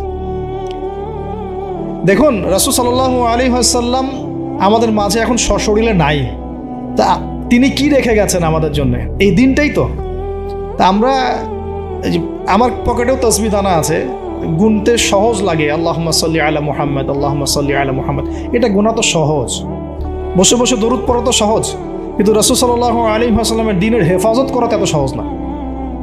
তাহলে কোন কাজটা করলে আমরা বড় মুখ করে রাসূলের সামনে দাঁড়াতে পারবো কিয়ামতের দিন? তার দ্বীনের হেফাজত করলে। তো আমরা অমুসলিমদের মধ্যে দাওয়াতি কাজ তো করছি না, যারা করছে তাদের সংখ্যা খুবই কম। আর যে দলে দলে দিন দিন মানুষ মুসলমান থেকে অমুসলিম হচ্ছে, এই ফিকিরও আমাদের নাই, এই ফিকিরও আমাদের মধ্যে নেই। আমরা তো পড়ে আসি ভাই, সত্যি কথা বলতে আমরা পড়ে আসি হাত বাঁধা নিয়ে আর কি। হাত বাঁধবো কোথায়? পায়ে পা কি কেমন করে লাগবো, কেনি আঙ্গুল নাকি গোড়ায় গোড়া? মানে আমাদের চিন্তা ভাবনাগুলো অনেক বিশাল। আমরা একদম মানে ওয়ার্ল্ড নিয়ে চিন্তা করতেছি, হ্যাঁ আমরা চিন্তা করতেছি একদম ইসলামিক রেভলিউশন, খিলাফা, এই সেই, অথচ বাস্তবিক অর্থে আমাদের চিন্তা কোন জায়গায়? কেনি আঙ্গুলে না গোড়ায়? আপনি হাতটা উঠাবেন না, আপনি বাঁধলেন কোথায়? অনেকের অ্যাটিটিউড এতটাই এগ্রেসিভ যে মনে হয় যে হাত নিচ থেকে উপরে আসা মানে হচ্ছে অমুসলিম থেকে মুসলমান হয়েছে। আগে অমুসলিম ছিল, ভাবটা এমন যে আগে মুসলমান ছিলাম না ভাই, আগে দিন কিছুই বুঝতাম না, এখন আমি একদম পরিপূর্ণ সহিতে আসছি। তার মানে আগে আপনি সহিতে ছিলেন না। যারা এখন যে কোনো একটা মাযহাব ফলো করে, যেমন হাম্বলি মাযহাব ফলো করে মিডল ইস্টের মানুষরা, তারা বেশিরভাগই হাম্বলি মাযহাব ফলো করে। মালাকি মাযহাব ফলো করে দেখেন আফ্রিকান কন্টিনেন্টের মানুষরা। ইন্দোনেশিয়ার ওদিকে যাবেন, মালয়েশিয়া, ওখানে দেখবেন শাফিঈ মাযহাব প্রচুর। এই সাবকন্টিনেন্টের মধ্যে হানাফি মাযহাবের প্রচলনটা বেশি। তার মানে কি এরা কেউই হকের উপর নাই? এই থটসটা আমরা কোথায় পেলাম? হ্যাঁ, এমন হতে পারে যে কিছু কিছু কাজ বা আমল মাযহাবের নামে চলছে যেটা হয়তো কোরআন সুন্নাহ সমর্থন করছে না, সেক্ষেত্রে আমরা ওটা সংশোধন করবো, অবশ্যই করবো, কেন করবো না? তো আমরা আমাদের দৃষ্টিভঙ্গিটা একটু বড় করি, এইটাই ইসলাম নয়। এখান থেকে এখানে আসলাম মানে ইসলাম একদম আমার পরিপূর্ণ ঢুকে গেছে, বিষয়টা এমন নয়। আমাদের বড় চিন্তা করতে হবে। তাওহীদ, দিন দিন তাওহীদ বাংলার মাটি থেকে মানুষ শুষে নিচ্ছে। তাওহীদ তো শুষে নেওয়া হচ্ছে অনেক আগ থেকেই, তাওহীদ তো পানির মতো শুষে নেওয়া হচ্ছে অনেক আগ থেকেই। ব্যক্তিগত জীবনে হয়তো আমি সুন্নতের আমল করছি, ব্যক্তিগত জীবনে আমি তাসবিহ তাহলিল করছি, জিকির আজগার করছি, তাহাজ্জুদ পড়ছি, সত্যিকার অর্থে কি এটাই ইসলাম? ইসলাম বলতে এতটুকুই বোঝায়? তো এই জিনিসগুলো আমাদের একটু বড় করে ভাবা উচিত। আর ইখতিলাফি মাসআলাগুলোকে নিয়ে এত বেশি আর আল্লাহর রাস্তায় ঝগড়া করেন না। অলরেডি মসজিদ ভাগ হতে হতে হতে হতে আমরা মানে এমন একটা সময় ছিল যখন সবাই বলতো যে এইগুলা বাতিল, এইটাই হক। নাম বলছি না আমি, XYZ, এগুলো বাতিল, এইটা হচ্ছে হক। তো পরে দেখা গেলো হকের মধ্যে হক, হক ক, হক খ, হক গ, হক ঘ, এগুলো শুরু হয়েছে এখন। আর আপনি কোথায় যাবেন? তো এখানে একটা ভালো দৃষ্টিভঙ্গি এরকম যে আমরা সবার প্রতি শ্রদ্ধা রাখতে পারি, আমরা সবার মতাদর্শের প্রতি শ্রদ্ধা রাখতে পারি তো কমসে কম, যে হ্যাঁ ওই ভাইয়ের কাছে কিছু দলিল আছে, আমার কাছেও আছে, তার দলিলটা কতটুকু অথেন্টিক, আমারটা কতটুকু অথেন্টিক না, এই গভীরে ঢোকার মতো জ্ঞান তো আমাকে অর্জন করতে হবে। আমি দু চারটা বই পড়ে কী বা শিখে ফেললাম? এমন দু চারটা বই পড়ে আমি কী বা শিখে ফেললাম? আর যে রেফারেন্সগুলো দেয়া আছে বইয়ের নিচে, ওই রেফারেন্সগুলো ঘাটার মতো যোগ্যতা আমার হয়েছে কিনা? মনে করেন একটা বই পড়ছেন, নিচে আপনার একদম সব বুখারী মুসলিম লেখা, তো এই বুখারী মুসলিমের ভিতরে ঢোকার যোগ্যতাটা কি আপনার হয়েছে কিনা? বা ওইটার উসুল আপনি বোঝেন কিনা? ওই হাদিসটা সত্যি সত্যি ওই মাসআলা সাবিত করে কিনা এটা আপনি বোঝেন কিনা? ওই হাদিসটাকে নিয়ে, ওই দলিলটাকে নিয়ে আপনি কি অন্য কোনো মুহাক্কিক আলেমের কাছে গিয়েছেন কিনা? তাদের জবাবটা শুনেছেন কিনা? আমরা অনেক ছোট জায়গায় আছি ভাই। আমি একটু খোলামেলা কথা বলছি, আমরা এখন অনেক ছোট পরিসরে চিন্তা করছি। ইসলামের এগেনস্টে যারা কাজ করছে ওরা অনেক বড় করে চিন্তা করছে, ওরা দিন দিন মানুষকে অমুসলিম বানাচ্ছে। আপনি একটু সফর করেন, আল্লাহ পাক তো বলেছেন সফর করো, জমিনে ঘোরো, দেখো দিনের ফানজুর কাইফা কানা আকিবাতুল মুকাদ্দিবিন, আল্লাহ পাক ঘুরতে বলেছেন, দেখতে বলেছেন। সফর করে দেখতে থাকেন যে কি অবস্থা চলছে। আমরা বিশ্বাস করেন, মানে আমরা ঢাকায় যে বাসায় থাকি, ওই বাসার সামনে যে গলি, ভাড়া বাসা আমাদের, আমরা প্রায় দেখি যে 10 জন 20 জন ছেলে পেলে আড্ডা মারে গোল করে। তো প্রথমে ভাবলাম যে মেয়েটে দেখে হয়তো, ছেলেরা তো এগুলোই করে না, পরে দেখলাম ওই 5 মিনিটের মধ্যে একজন গাজা বানায় ফেললো, আর 4-5 জন টানে টেনে শেষ। আমি যে চোখে দেখলাম, আমি বড় জোরকে ধমক দিলাম একটা, যদি কালকে দেখি কান ফাটায় ভালো। আমি গতকালকে কথা বলছিলাম। তো এখন আমি তো আর কিছু করতে পারবো না। তা আল্লাহ পাক যদি আমাকে ক্ষমতা দিতেন, আমি তখন অ্যাকশন নিতে পারতাম। তো এই হলো যুব সমাজের অবস্থা। এদের বয়স 15 থেকে 20 বছরও না, 15 থেকে 20 বছরের যুব সমাজের অবস্থা আজকে ভয়াবহ। প্রশাসনের ভাইরা আছে, জিজ্ঞেস করে দেখেন কিশোর গাঁয়ের কী অবস্থা, টিকটক প্রজন্মের কী অবস্থা। এরা এমন কোনো পাপ নাই করতে বাকি রাখতেছে না। এরা কিশোরদের অবস্থা, আমাদের বাচ্চাদের অবস্থা দেখেন, স্কুল কলেজে তারা পড়ছে, ছোটো ছোটো বাচ্চারা সব তো ডিভাইস এডিক্টেড, ডিভাইস সারাদিন ডিভাইস নেই। ওর তো মাথার মধ্যে, ওর মাথার যে মানে এনার্জিটা, যে সেলগুলো ডেভেলপই হতে দেয়নি আমরা। ও যে পরিবারে বড় হচ্ছে, পরিবারের স্বামী স্ত্রীর মধ্যে সুসম্পর্ক নাই, হৃদ্যতাপূর্ণ কোনো পরিবেশ দেখছে না। হ্যাঁ, ওর খাওয়ার ঠিক নাই, ও মানে শারীরিক কসরত নাই। হ্যাঁ, খালি একটা সার্টিফিকেটকে আমরা সব মনে করছি। 10টা 5টা প্রাইভেট পড়তেছে, মনে করছি আমি আমার ছেলেকে মানুষ করে ফেলাইলাম। ইসলামের তো কোনো ফিকিরই নাই, কোরআন পড়তে জানে না, নামাজ দূরের কথা, অজু করতে পারে না। আমি হার্ডলাইনে কথা বলছি, নামাজ দূরের কথা, অজুই করতে পারে না। ঠিকমতো অজু করতে হয় কীভাবে জিজ্ঞাসা করেন, অজুর ফরজ করে জিজ্ঞাসা করেন, বলতে পারে কিনা। এই বয়সের মেয়েদের অবস্থা দেখেন। এই বয়সের মেয়েগুলো যারা ঘুরে বেড়ায়, তারা মনে করে ওয়ার্ল্ডে এরা ছাড়া কেউই নাই, দুনিয়াটাই ওদের। হ্যাঁ, চুল ঠিক করতে হলেও করবে, না করতে হলেও করবে। ওর কাজই একটা, চুল ঠিক করা, সারাদিন চুল ঠিক করতে থাকবে। হ্যাঁ, মানে বাসায় যত মেকআপ সব একদিনে মেখে বের হয়ে যাবে। মানে মানুষকে দেখাতে হবে, আমাকে মানুষ দেখুক, সুন্দর বলুক। এদেরকে টার্গেট করেছে কিছু বাণিজ্যিক লোকজন, ওরা শিখিয়েছে এদেরকে তুমি সুন্দর না, তোমাকে সুন্দর হতে হবে। ব্যাস, স্নো পাউডার শুরু হলো। তারপর থেকে ওকে আগে বুঝাইছে, মাথার মধ্যে ঢুকাইছে তুমি সুন্দর না, তোমাকে আরও সুন্দর হতে হবে। ব্যাস, তারপরে যে এই ক্রিম সেই ক্রিম, ব্যবসা শুরু হয়ে গেল, এই পার্লার সেই পার্লার। মানে এই মেয়েগুলার, আপনি বিশ্বাস করেন, এই টিকটক প্রজন্মের কথা বলছি, কিশোর গ্যাংয়ের কথা বলছি, ছেলেরা যতটা না বদ, এই মেয়েদের একটা বড় অংশ তার চেয়ে অনেক বেশি বদ, অনেক বেশি। তারা চায়, কিছু কিছু মেয়ে চায় যে তাকে যেন টিস করা হয়, কিছু কিছু মেয়ে চায় যে সে ছেলের পিছনে বাইকে করে ঘুরবে। এখন রাতের বেলা বা অন্য কোনো সময় যদি এই ছেলে 4-5টা মিলে এখন এই মেয়েটাকে রেপ করে ফেলায়, এখানে কি সম্পূর্ণ দোষ শুধুমাত্র ছেলেটারই? আমাকে অ্যান্সার দেন দেখি। ওই মেয়েটা কেন ওখানে ঘুরতে গেল ওর সাথে? ওর বাবা কি করছিল, ওর ভাই কি করছিল? আমরা আমাদের সোসাইটির দিকে একটু দেখেন, আমরা অনেক ছোট জায়গায় চিন্তা করতেছি। এই যে আপনি হাত বাঁধে নিয়ে পড়ে আসেন না, পায়ে পা নিয়ে পড়ে আসেন, আর আপনি বলছেন আমারটা সই, ওরটা ও খারিজি হয়ে গেছে, ও ভণ্ড হয়ে গেছে, ওই হয়ে গেছে। এগুলা খুবই কনজাস্টেড চিন্তা। আপনার চিন্তাটা অনেক ছোট লেভেলের। আপনি যখন ওয়ার্ল্ডকে চিনতে শিখবেন, অর্থনীতি বুঝতে শিখবেন, ওয়ার্ল্ডের ফেতনাগুলো রিকগনাইজ করতে শিখবেন, আপনি নিজেকে লজ্জা পাবেন যে আমি কি বলে আসছিলাম এতদিন। আর আমরা তো জানি, আমরা ওই লাইন কিন্তু ঘেটে আসছি। আপনি কোন জায়গায় চিন্তা করছেন, কোন জায়গায় আপনার চিন্তা থেমে যাবে, ওটা আমি জানি। ওর পর থেকে আমি আপনাকে চিন্তা করতে বলতে পারবো। ঠিক আছে, অনেক দ্বীপে আছে। পুরো ওয়ার্ল্ড নিয়ে ভাবেন, দেখেন আমাদের সোসাইটিগুলোর দিকে তাকান, আমাদের ইয়াং জেনারেশনকে দেখেন, আমাদের শিক্ষার দিকে দেখেন না একটু। আমাদের এই যে যুব সমাজ সামনে বসে আছে, জিজ্ঞাসা করেন যে এই 15-20 বছর তারা পড়াশোনা করেছে, তারা কতটুকু কোরআন শিখেছে, কতটুকু হাদিস শিখেছে।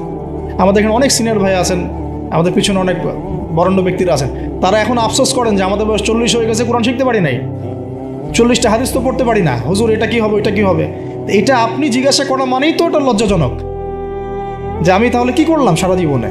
তাহলে শিক্ষা ব্যবস্থার মধ্যে কোথায় সংস্কার দরকার আমাদেরকে ভাবতে হবে, বা আমাদের যারা কর্তৃপক্ষ আছেন তাদেরকে বোঝাতে হবে জিনিসগুলো।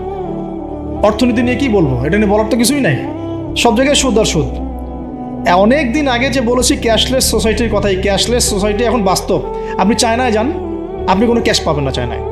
চায়নাতে কোনো ক্যাশই নাই, আপনাকে সব ডিজিটাল মানিতে লেনদেন এক্সচেঞ্জ করতে হবে। পুরো ক্যাশলেস সোসাইটি একটা, এবং এর চার্জের ফলে মিনিটেই মানুষ কোটিপতি হয়ে যাচ্ছে। মিনিটের মধ্যে মানুষ কোটিপতি, জাস্ট চার্জ কাটতে কাটতে কাটতে কাটতে কোটিপতি হয়ে গেছে। ইলেকট্রনিক মানি তো আসছেই, যখন ক্রিপ্টোকারেন্সির যুগ চলে আসবে তখন দেখবেন যে কী অবস্থাটা হয়। তা আমাদের ইকোনমিক্স সেকশনের এই মানে কি বলবো, যে আধুনিকায়নই বলেন অথবা আধুনিকায়নের শুরুতে সমস্যাগুলো, এগুলো ফাইন্ড আউট করার মতো আলেম ওলামারও ঘাটতি আছে। যখন সমাজে ক্লাসিক্যাল ট্র্যাকের বাইরে কেউ কথা বলে তখন হাসে, হ্যাঁ হাসে যে কি বলতেছে এগুলা, গোল্ড কয়েন, দিনার দিরহাম, এগুলো আবার কি বলে। আর যদি দিনার দিরহামের কথা রাসূল সাল্লাল্লাহু আলাইহি ওয়াসাল্লামের সময় থেকে আসে, কতদিন বোঝানোর চেষ্টা করলাম, হ্যাঁ কতদিন যে বোঝানোর চেষ্টা করলাম যে ভাই 10 লাখ টাকা বাসায় রেখে দেন, দেখেন টাকার মান কমে না বাড়ে। আর যদি 10 লাখ টাকার সমপরিমাণ জমি থাকে আপনার, এটার মান বাড়বে না কমবে। এতটুকু বুঝতে পারতেছি না যে এগুলো সাস্টেইনেবল কোনো অ্যাসেট না। কারেন্সি ছিল গোল্ড, দিনার এবং সিলভার, দিরহাম। এখন সেটা নাই ভালো কথা, কিন্তু আমাদেরকে তো বুঝতে হবে যে আমাদের ফিউচার কি।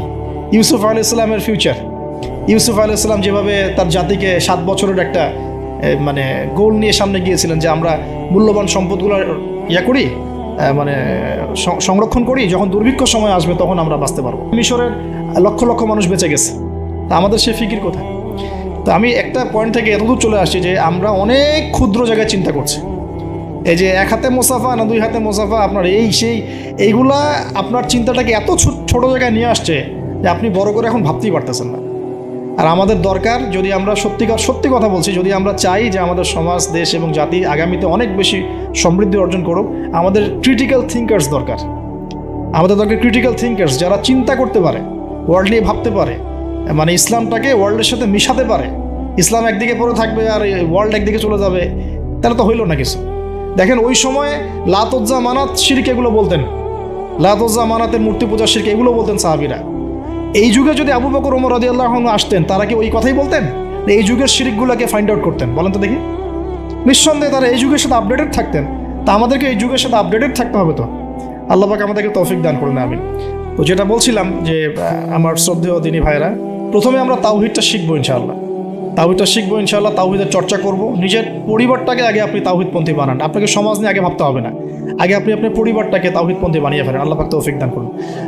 আপনার সন্তানদেরকে তাওহীদ শেখান, আপনার স্ত্রী, আপনার সন্তান, আপনার মেয়ে, আপনার আত্মীয় স্বজন, এদের মাঝে আপনি আগে দাওয়াতি কাজটা করার চেষ্টা করেন। আল্লাহ পাক তৌফিক ইনায়াত করুন। এবং এটা একা একা শেখা যাবে না। আমি বলছি যে দিনই ইলম অর্জন করব, অবশ্যই মুহাক্কিক আলেম খুঁজবো। আমি কোনো আলেমের নাম বলে দিব, কারণ আমি একটা নাম বললেই অপোজিশন আছে, বলবে যে না ওনাকে তো আমি মানি না। আমি যদি বলি যে আমি আল্লামা তাকি উসমানীকে খুব ফলো করি, ভালোবাসি, পছন্দ করি, তারও তো হেটার্স আছে না? তো বলবে যে আপনি ফলো করেন, আমি করি না, আপনি মানেন, আমি মানি না। তো এই জন্য আমি কোনো নাম বলতে যাচ্ছি না। আপনি আপনার বুঝ অনুযায়ী, আপনার কাছে সারা ওয়ার্ল্ড ঘেটে যে মনে হয় যে না এই আলেম হকের উপর আছেন, তার কথাগুলা ভালো, তার ইলমি গভীরতা ভালো, তিনি সাম্প্রদায়িক না বা ইত্যাদি, তিনি হকের উপর আছেন, হক বলতে দ্বিধা করছেন না, হক বাতিলের সাথে মিক্স করছেন না, মানে আপনি বুঝেন, আপনাকে তো আল্লাহ পাক মেধা দিয়েছেন, আল্লাহ পাক তো আপনাকে বিবেক দিয়েছেন, আপনি বোঝার চেষ্টা করেন। তবে আমি রিকোয়েস্ট করবো একটা জিনিস এখানে, যে আপনি আলেমদেরকে দলে দলে ভাগ করে দিয়েন না, এবং আলেমদের মধ্যে সাম্প্রদায়িকতা সৃষ্টি করেন না, আলেমদের মধ্যে শত্রুতা বাড়ায় দিয়েন না। আপনি মৌমাছির মতো হন, এটা আমার নসিহত, আপনি মানবেন কি মানবেন না আপনার বিষয়। আমি এটা ফলো করার চেষ্টা করি, যে আমি নিজেকে একজন মৌমাছি মনে করি। আমাকে যদি বলেন যে এই যে রিক্সাওয়ালা রিক্সা আমাকে নামিয়ে দিল বাসায়, তার কাছেও আমার শেখার কিছু আছে।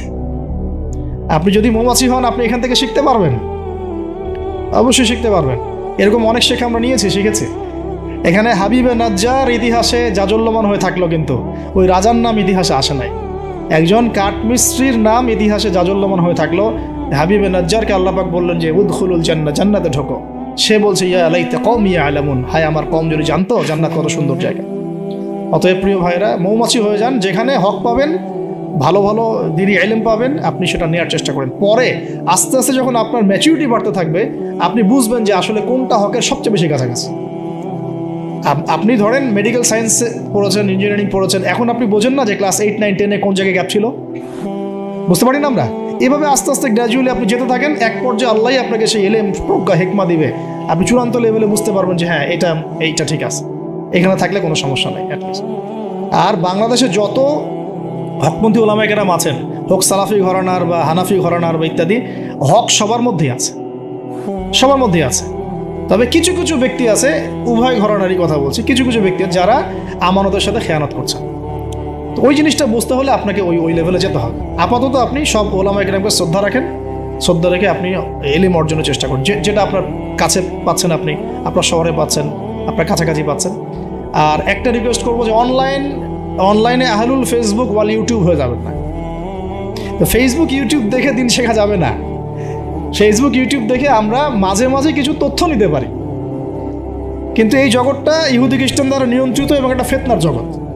এখানে জিবরাইল আলাইহিস সালামকে চুবাই দেন, মানুষ তাকেও গালি দেওয়া শুরু করুন। হ্যাঁ, এখানে যে কোনো নবীকে নিয়ে আসেন, মানুষ তাকেও গালি দেওয়া শুরু করুন।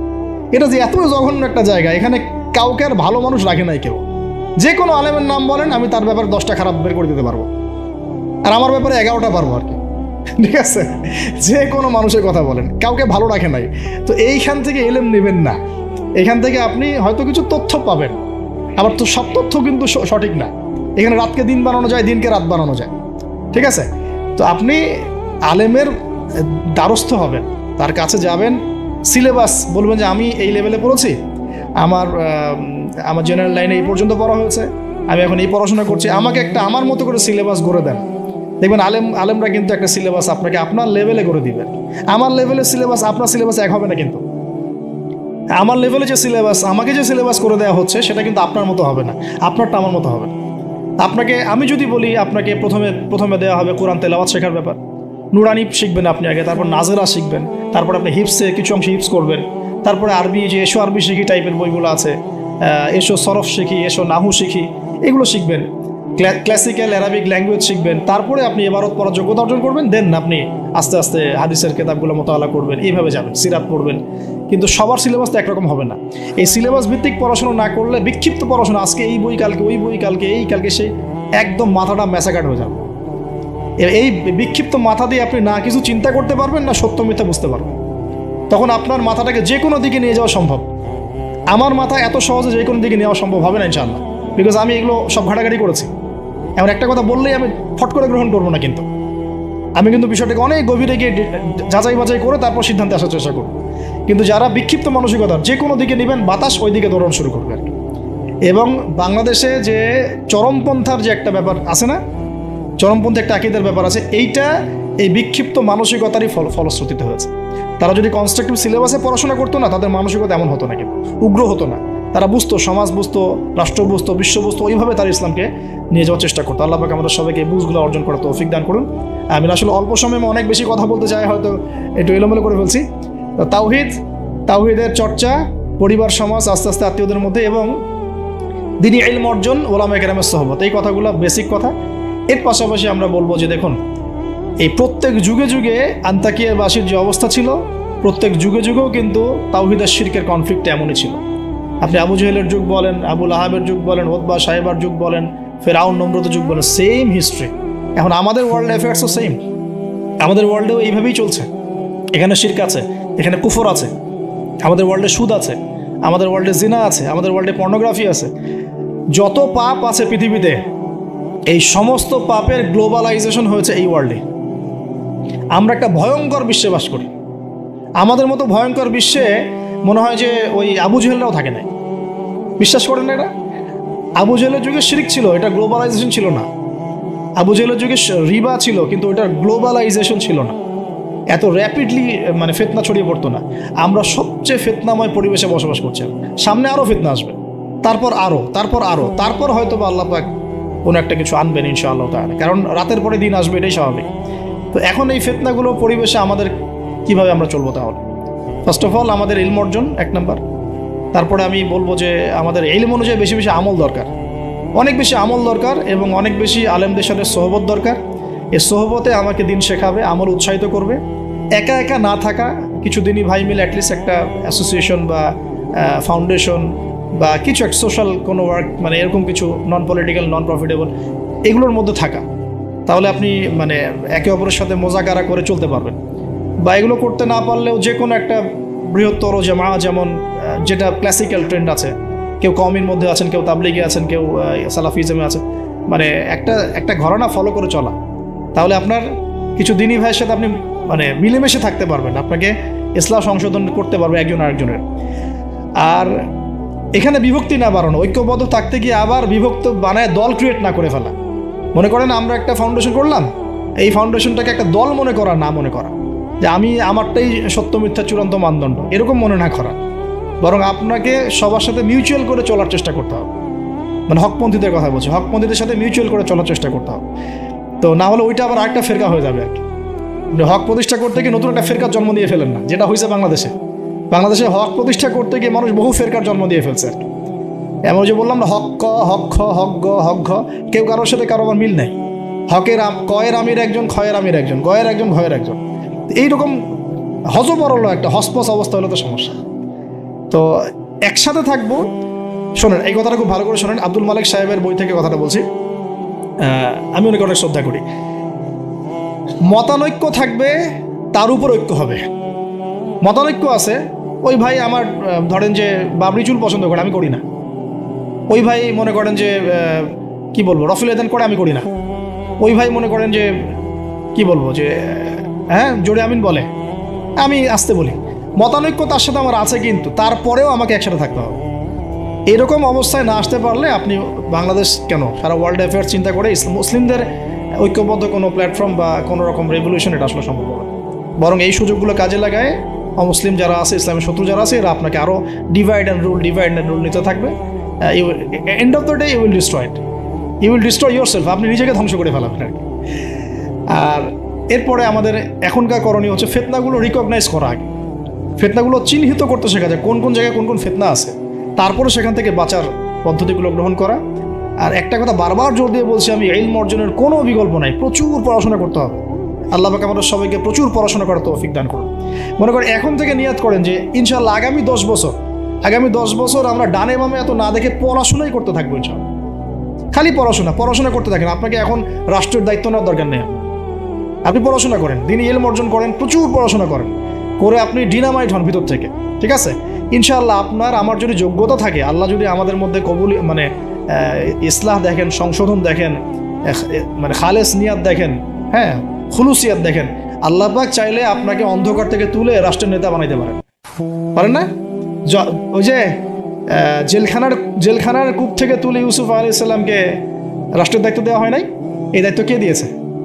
আল্লাহ পাক দিয়েছে। তো এটার যোগ্যতা, পড়াশোনা করুন, প্রচুর ইলম অর্জন করার চেষ্টা করি, আল্লাহ পাক তৌফিক এনায়েত করুন আমিন। এর সাথে আমলটা বাড়াই, ওলামায়ে কেরামের সোহবত এবং তাজকিয়া মানে আত্মশুদ্ধি। ডেইলি আমরা যে কাজগুলো করি এর মধ্যে দোয়া থাকবে, জিকির থাকবে, হ্যাঁ তাসবিহ তাহলিল থাকবে, কোরআন তেলাওয়াত থাকবে। কোরআন তেলাওয়াত মিস দিয়ে না, প্রত্যেক দিন কমপক্ষে 1 ঘন্টা কোরআন তেলাওয়াত করেন, বা 1 ঘন্টা না পড়ে 1 পারা কোরআন তেলাওয়াত করেন। 1 পারা টার্গেট নেন যে আমি পার ডে 1 পারা করে কোরআন তেলাওয়াত করব। এবং আমার ওস্তাদ আমাকে নসিহত করেন, ওনার নাম হাবিবুর রহমান, উনি বলছেন যে তিনটা কাজ কোনোদিন ছাড়বা না, কোনোদিনও ছাড়বা না। এক হচ্ছে প্রতিদিন কোরআন নর্মাল তো তেলাওয়াত করোই, একটা পৃষ্ঠা হলেও অর্থসহ পড়বে, একটা পৃষ্ঠা হলেও অর্থসহ। এই যে 5টা আয়াতের উপর আমরা কিন্তু আজকে আলোচনা করলাম, 4-5টা আয়াতের উপরে অর্থসহ পড়বে। 2 নাম্বার হচ্ছে রাসূল সাল্লাল্লাহু আলাইহি ওয়াসাল্লামের হাদিস 4-5টা করে প্রতিদিন পড়ার চেষ্টা করো, একটা বিশুদ্ধ বই থেকে। আর রাসূলের সিরাত জীবনী 2-3টা পৃষ্ঠা হলেও পড়ার চেষ্টা করো প্রতিদিন। এই কাজগুলো করলে হয় কি, ঈমান তাজা হয়। আপনি ওযুর ফজিলত জানেন, অনেকদিন আগে পড়েছেন, এখন ওযু করতে গেলে সেই ফিলটা আপনি পাবেন না। আপনি এখনই ওযুর ফজিলতটা আরেকবার পড়ে যান, দেখেন আপনি ওযু করতে গেলে একটা ফিল পাবেন যে এটা আমার গুনাহ মাফ হচ্ছে। এটা হচ্ছে ইলম অর্জনের ফলে আমাদের কিন্তু ঈমানটা রিচার্জ হয়। তো আমলটা বাড়াই, ডেইলি এই আমলগুলো চালু করি, জিকির আজগার, তাসবিহ তাহলিল। পারিবারিক তালিম করতে পারলে খুব বেশি ভালো হয়। হ্যাঁ, পরিবারে দাওয়াত দিব, পরিবারে আমরা এগ্রেসিভ হব না, পরিবারে অলওয়েজ দাওয়াত দিবেন। পরিবারবর্গ ইসলাম মানে দাওয়াতের পথে আসলো কি না, হ্যাঁ আপনার সংশোধনের পথে আসলো কি না, এটা নিয়ে এত বেশি ওভার ব্লাস্টেড হওয়ার দরকার নাই। আমার দায়িত্ব দাওয়াত দেয়া, বোঝানোর ভাই বুঝিয়েছি, দোয়া করি আল্লাহর কাছে, আল্লাহ যেন সবাইকে হেদায়েত দেন, ব্যাস দ্যাটস অল, আপনার কাজ হয়ে গেছে। এরপরে আমরা আমাদের সামর্থ্য অনুযায়ী দাওয়াতি কাজ অব্যাহত রাখবো। হয়তো ওলামায়ে কেরামের সোহবতে বা যে যেভাবে করছেন আলহামদুলিল্লাহ, প্রতিষ্ঠিত কোনো জামায়াতের মধ্য দিয়ে অথবা ক্লাসিক্যাল ইসলামিক ট্রেন্ডে যে যেভাবে কাজ করছেন আলহামদুলিল্লাহ, এই কাজগুলোকে সমন্বয় করাটাই চ্যালেঞ্জ। বাংলাদেশে প্রচুর কাজ হয় ইসলামের, আল্লাহ পাক কাকে যে কবুল করবেন, আমি খুব মনে মনে দোয়া করি আল্লাহ পাক যেন একজন যোগ্য মানুষকে কবুল করেন, যিনি এই দিন ইসলামের যে কাজগুলো দেশে চলছে এগুলোকে যেন ইউনাইটেড করতে পারেন। এইটা চ্যালেঞ্জ আর কি। কাজ যে হচ্ছে না তা না, কাজ প্রচুর হয়, দিনই কাজ প্রচুর। আমাদের মসজিদের অভাব নাই, মাদ্রাসার অভাব নাই, মক্তবের অভাব নাই, কিন্তু বিশ্বাস করেন যে ওই যে ইসলামের ইকামাত, ওই ইকামাতের ছিটা ফোটাও নাই আমাদের মধ্যে। অতএব এটাকে আমাদের মধ্যে আল্লাহ পাক যেন যোগ্য ওমরের মতো কোনো মানুষকে দিয়ে কবুল করে না। আমি আল্লাহ পাক আমাদেরকে এই যুগের আবু বকর, ওমর, ওসমান, আলী হওয়ার তৌফিক দান করে না। তো শেষ কথা হলো যে এই জিনিসগুলো আমরা পরিবারে এস্টাবলিশ করার চেষ্টা করি, হালাল খাই, রিজিকের মধ্যে আমরা একটু হালালত্বের চেষ্টা করি, হারাম থেকে বাঁচার চেষ্টা করি। মেয়েদের থেকে সতর্কতা অবলম্বন, মেয়েদের থেকে সতর্ক থাকেন। আপনার রিজিকের সামর্থ্য হয়ে গেছে, আপনি বিয়ে করে ফেলেন, কিন্তু কোনো রকমের হারাম কোনো সম্পর্কের দিকে যাবেন না। খুবই খারাপ জিনিসটা। যার মধ্যে জিনা ঢুকে যাবে সে কখনো আল্লাহর মারেফত অর্জন করতে পারবে না। যার মধ্যে জিনা ঢুকে গেছে এর মনটা পবিত্র হতে পারবে না। তো মনের মধ্যে শয়তানি কিলবিল করবে, মনটা পবিত্র হতে পারবে না। পর্ন দেখার অভ্যাস থাকলে বাদ দেই, মেয়েদের দিকে তাকালে চোখ নিচু করার অভ্যাস করার চেষ্টা করি। আমি তো আপনাদের শহর ঘুরে ঘুরে আসলাম একটু আগে, এখানে তো চোখের হেফাজত করাটা ঢাকার মতোই কঠিন, ঢাকার মতোই কঠিন। তো এখানে আপনাদেরকে আরও বেশি ইমানের পরিচয় দিতে হবে। আমাদের সবাইকে আল্লাহ পাক তৌফিক দান করুন। আমি চক্ষু নিচু করা, পারলে বিয়ে শাদী করে ফেলা এবং পর্ন থেকে দূরে থাকা, হয়তো আমরা ইউটিউব ফেসবুকে অনেক মুভিজ দেখি, এটা দেখি, ক্লিপ দেখি, এগুলো বন্ধ করতে হবে। যদি আমরা সত্যিকার অর্থেই চাই যে ইসলাম নিয়ে কিছু করতে, এ যুগের আবু বকর ওমররা যেভাবে চিন্তা করতেন ওইভাবে চিন্তা করতে হবে। আল্লাহ পাক আমাদের সবাইকে কবুল করুন আমিন। আর আমাদের সন্তানদের ব্যাপারে আমরা ফিকির করব, তাদেরকে আমরা কোথায় পড়াবো, কিভাবে মানুষ করব, এই বিষয়গুলো ফিকির করব। একটা ফিকির আমি ঢুকাই দিচ্ছি আজকে, এই ফিকিরটা নিয়ে এত হার্ডলি কখনো বলি নাই, এখন বলছি। সেটা হলো ফিজিক্যালি ফিট থাকার চেষ্টা করুন। ফিজিক্যালি ফিট থাকাটা অনেক বেশি ইম্পর্টেন্ট, যেটা আমি নিজে এখন সাফার করতেছি। এই যে মাহফিল টাহফিল, এগুলো ঘুম হয় না, খাওয়া ঠিক নাই, জার্নি এই করতে করতে মানে দেখা যাচ্ছে যে আমরাও ফিজিক্যালি অনেক সময় এই বয়সেও দুর্বল হয়ে যাচ্ছি, মানে ইফোর্ট দিতে পারছি না, ইত্যাদি ইত্যাদি। অথচ রোজা রেখে আমি নিজে, আমার মনে আছে রোজা রেখে আমি 2 বেলা 2টা ম্যাচ খেলেছিলাম। কি টার্গেট ছিল, তামিম ইকবাল হব, একটা অবস্থা। হ্যাঁ, এবং আলহামদুলিল্লাহ অল্প সময় অনেক দূর গিয়েছি। আল্লাহ পাক ওই হিস্ট্রিটা মিটিয়ে দিয়েছেন, আমি শুকরিয়া আদায় করি আল্লাহর কাছে। কিন্তু এখন কিন্তু আপনি সেটা আমি পাচ্ছি না। আমি এখন আমাদের বাসায় যে রানিং মেশিনগুলো আছে, এগুলোতে দেখা যায় 20-30 মিনিট দৌড়ালে আমি হাঁপায় যাচ্ছি। আমার এখনও মনে আছে যে আমি একটা রংপুর যে ক্রিকেট গার্ডেন একটা আছে, আশরাফুল ওই সময় খেলতো, ওইখানে আমরা 10 রাউন্ড দিয়েছি, 10 রাউন্ড। তো এই ফিজিক্যাল ফিটনেসের ব্যাপারটা খুব গুরুত্ব দিচ্ছে এই কারণ আমরা যদি ইসলাম পালন করতে চাই, আল্লাহর ইবাদত করতে চাই, দিনের জন্য কিছু করতে চাই, ফিজিক্যালি ফিট থাকতে হবে। এই জন্য খাওয়ার ব্যাপারে সতর্ক হন। খাওয়া, আমরা তো মাশাআল্লাহ একটু আগে খাবার তো মানে আসছি, আমরা আলোচনা শুনতে খাওয়া শুরু করলাম। মানে বিশ্বাস করেন আমরা গরু খাওয়া মুসলিম হয়ে গেছি। আমরা এখন খালি গরু, শুক্রবার মানে কি গরু খাও। আসল কথা হচ্ছে এই গরু গোশত খাওয়া তো ফরজ না, তাওহীদের উপর থাকা ফরজ, সুন্নাত প্রতিষ্ঠা করা ফরজ। যেগুলো আরাম লাগে সেগুলো আমরা খুব করতে চাই না, আর যেগুলো করতে কষ্ট এগুলো আমরা করতে চাই না। তো খাওয়া দাওয়া করেন, সমস্যা নেই, কিন্তু ফিজিক্যালি ফিট থাকার চেষ্টা করেন। ডেইলি কিছু এক্সারসাইজ করেন। হ্যাঁ, পারলে যারা জিম করতে পারেন তারা জিম করবেন। বাচ্চাদের খাবার কি দিচ্ছি সেটার ব্যাপারে সতর্ক থাকেন। বাসায় কি খাবার ঢুকছে এটা সতর্ক থাকা উচিত। কি খাচ্ছে কি খাচ্ছি না, এই ব্যাপারে ডক্টরদের পরামর্শ নেন যে আমরা কোন বয়সে কীভাবে চলবো, এটা খুব ইফেক্টিভ হবে। পরবর্তীতে আপনারা ভালো কিছু করতে পারবেন ইনশাআল্লাহ তাআলা। আল্লাহ পাক তৌফিক দান করুন। আর সবশেষ কথা হচ্ছে যে আমাদের সবার মধ্যে আল্লাহ পাক কিছু প্রতিভা দিয়েছেন। কেউ হয়তো মাশাআল্লাহ লিখতে পারেন, কেউ হয়তো মাশাআল্লাহ বলতে পারেন, কেউ ভালো অ্যাসোসিয়েট করতে পারেন। যার যে প্রতিভা আছে এই প্রতিভাগুলোকে ফাইন্ড আউট করে আল্লাহর দ্বীনের জন্য কাজে লাগে। এর মানে এই না সবাইকে আলেম হয়ে যেতে হবে, সবাইকে মুফতি হইতে হবে। This is not necessary. আপনার যেখানে আপনি আছেন, একজন প্রশাসনের ভাই তার জায়গা থেকে ইসলামের খেদমত করতে পারে, একজন ডক্টর তার জায়গা থেকে দ্বীনের খেদমত করতে পারে, একজন পলিটিশিয়ান তার জন্য আরও বড় সুযোগ আছে, তার বড় জায়গা থেকে তিনি দ্বীনের খেদমত করতে পারেন। তো প্রিয় ভাইরা, যার যেখানে আমাদের কাজ আছে, জব সেকশন, আমরা সেখান থেকে দ্বীনের খেদমত করার চেষ্টা করি। আল্লাহ পাক আমাদের সবাইকে তৌফিক ইনায়াত করুন, বলি আমিন। আলোচনা শেষ করার আগে আমরা একটু দোয়া করে নেই, 1 মিনিট। আল্লাহ পাক আমাদের সবাইকে যেন দ্বীনের জন্য কবুল করেন, আমিন। আমরা আল্লাহ পাকের তাওহীদের ওসিলায় দোয়া করি, আল্লাহ রাব্বুল আলামিন আমাদের সবাইকে সুস্থ রাখুন, আমাদের সবাইকে যেন আল্লাহ পাক নিরাপদে রাখেন। আল্লাহ পাক আমাদের সবাইকে হালাল খাওয়ার তৌফিক দান করেন। আল্লাহ পাক আমাদের সবাইকে যেন দ্বীনের ইলম অর্জন করার তৌফিক দান করেন। আল্লাহ পাক আমাদের সবাইকে যেন দ্বীনের গভীর জ্ঞান অর্জন করার এবং আমল করার তৌফিক দান করেন। আল্লাহ পাক আমাদেরকে ইসলাম নিয়ে বড় স্বপ্ন দেখার, চিন্তা করার তৌফিক দান করেন। আল্লাহ পাক আমাদের সবার নেক হায়াতে বরকত দান করেন, হালাল রিজিকে আল্লাহ পাক বরকত দান করেন। আমাদের পরিবার বর্গের মধ্যে আল্লাহ পাক ইসলাম প্রতিষ্ঠা করেন। আমাদের মা বোনদেরকে আল্লাহ পাক খাস পর্দায় থাকার তৌফিক দান করেন। আমাদের যে ভাইরা যে যেখানে আছেন সেখান থেকে দ্বীনের খেদমত করার তৌফিক দান করেন।